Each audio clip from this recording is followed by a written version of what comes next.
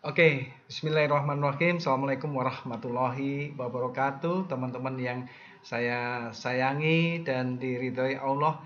Hari ini hari yang spesial, saya akan memaparkan how is the very important the output of the research. Apa jenis-jenis luaran dalam penelitian? Kita tahu semuanya, yaitu salah satunya adalah jurnal internasional reputasi, jurnal internasional dan jurnal nasional terakreditasi, kualitas publikasi dalam proceeding, kualitas dan buku ISBN, serta kuantitas status perolehan karya intelektual atau HAKI. Nah, kita lihat dari hasil penilaian proposal semua skema, ketercapaian kualitas luaran yang dijanjikan itu nilainya 30-35% dalam des evaluasi proposal. Jadi bisa dibayangkan betapa pentingnya arti luaran dari output kegiatan di riset, baik luaran wajib maupun luaran tambahan.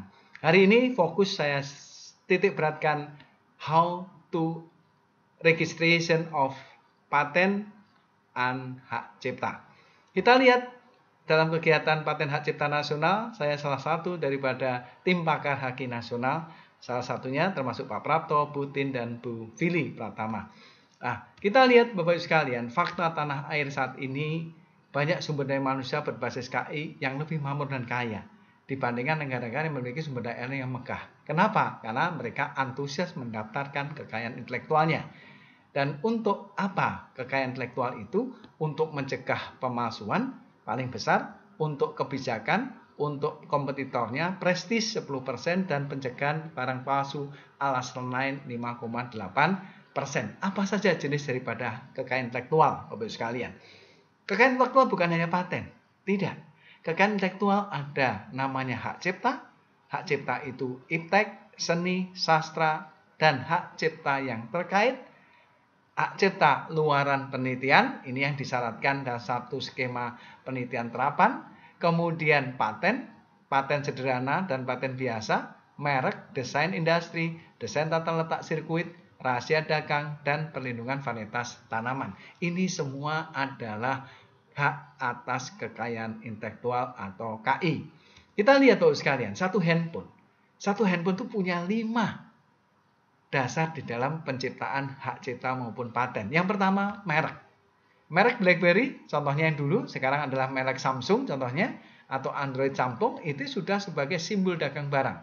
Yang kedua adalah desain industri, ini masih desain tampak penulisan handphonenya. Yang ketiga, desain tata letak sirkuit, ini sudah bisa dipatenkan juga. Yang keempat, hak cipta sudah bisa didaftarkan, serta terakhir adalah paten itu sendiri. Jadi satu handphone itu bisa menghasilkan 4 kekayaan intelektual, 5 kekayaan intelektual, 1 plus paten. Nah, ini betapa pentingnya kita sebagai peneliti, kita sebagai pengabdi harus mendaftarkan apa yang harus kita ciptakan, dan itu milik hak kita sendiri. Oke, kita lihat beberapa penjelasan mengenai hak cipta, paten, desain, industri, dan merek. Hak cipta, subjeknya pencipta, objeknya seni, sastra, ilmu pengetahuan, cara mendaftar deklaratif, ya, bisa mendaftarkan saat ini online, dan lama perlindungan 50 tahun. Berapa nilai rupiahnya? Hak cipta kurang lebih 200 sampai 300 ribu rupiah secara online. Kedua, paten. Paten subjeknya inventor, invensi teknologi proses alatnya, cara konstruktif pendaftaran. Paten biasa perlindungan 20 tahun, paten sederhana perlindungan 10 tahun. Ini merupakan undang-undang yang sudah disiapkan anggarannya oleh pemerintah. Desain industri, subjek pendesain, objek desain penampilan, konstruktif, dan nilai perlindungan 10 tahun. Sedangkan merek perlindungan 10 tahun dengan dapat diperpanjang. Nah, kita lihat hak cipta dan hak yang terkait. Ini adalah hak cipta dari seni, sastra, ilmu pengetahuan, produsen, dan sebagainya. Desain industri, kriteria desain industri, merek juga harus kita daftarkan. Ada perlindungan 10 tahun dan bisa diperpanjang. Nah, kombinasi merek ini semua memiliki, kalau kita melanggar, kita membuat merek sama, kita akan kena permasalahan secara hukum. Merek dagang digunakan untuk barang diperdagangkan seseorang atau berapa orang bersama-sama atau berdasarkan hukum membedakan barang sejenis lainnya. Jadi ini sudah dilindungi sah secara hukum. Ini contoh-contoh merek dagang yang ada di lapangan. Jasa juga begitu. Merek jasa yang diperdagangkan oleh seseorang bersama-sama dan hukum juga memberikan jenisnya, contohnya sudah ada di pasaran, WTC, McD, Indosat, dan sebagainya. Ini salah satu contoh dari merek jasa. Indeksasi kredit berbasis, kemudian juga apa itu paten. Bapak sekalian yang dirahmati Allah, kita lihat paten ini sekilas bahwa hak itu paten, tidak. Di situ ada beberapa mazhab di dalam hak atas kekayaan intelektual. Salah satunya paten. Menurut Undang-Undang Nomor 13 Tahun 2016 tentang paten, hak eksekutif yang diberikan oleh negara hasil invensi bidang teknologi untuk selama waktu tertentu dengan invensi memberikan persetujuan pada pihak lain yang melaksanakan. Itu definisi dari paten. Apa itu invensi? Invensi atau ide inventor dituangkan dalam suatu kegiatan pemecahan masalah yang spesifik di bidang teknologi, berupa produk, proses, atau penyempurnaan produk yang kita datangi. Sistem paten kita lihat protection, information, first aim, ya, dan sebagainya. Ini adalah sistem-sistem yang masuk dalam paten. Sekarang apa syarat yang dapat diberikan kita itu hak patennya? Syarat pertama memiliki nilai kebaruan, novelty. Syarat kedua langkah inventif. Langkah ketiga diterapkan dalam bentuk industrial applicable. Nah, novelty apa? Novelty adalah kebaharuan. Pada tanggal penerimaan invensi tidak sama dengan yang digunakan sebelumnya dan semua publikasi yang ada sebelum periode. Jadi artinya apa? Bapak Ibu hati-hati dalam menyusun paten harus memilih mau dipublikasikan di Scopus atau nasional atau dipatenkan. Harus pilih salah satu. Kita tidak bisa mematenkan dan publikasikan, nggak boleh.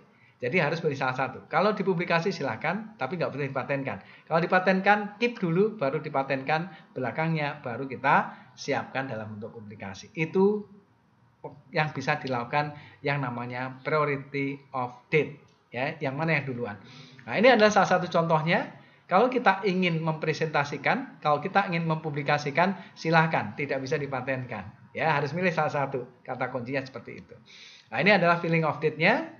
Dan kata kuncinya, setelah kita mendaftarkan, setelah dapat nomor paten atau pendaftaran paten, itu sudah berlaku sambil menunggu hasil dari paten keluar dari Kumham. Nah, step yang berikutnya, inventive step. Suatu invensi mengandung langkah inventif dari kegiatan tersebut, personal skill in the art and not obligation dalam kegiatan invensi tersebut. Nah, Bapak sekalian, untuk kegiatan lebih detailnya, kita akan melihat berikutnya di hak cipta. Hak cipta kita lihat konsep dasar hak cipta, hak eksekutif, dan diumumkan berdasarkan undang-undang. Jadi hak cipta ini merupakan hak cipta seseorang baik dari hasil penelitian atau hak cipta bidang apapun.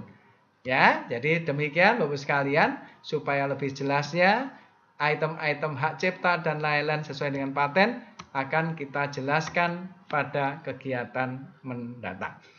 Demikian di awal sesuai dengan pola-pola penulisan dan pola-pola pendaftaran akan saya berikan dalam materi ke depan. Terima kasih.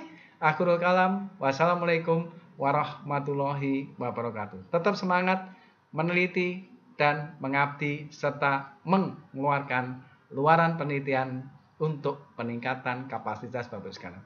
Terima kasih.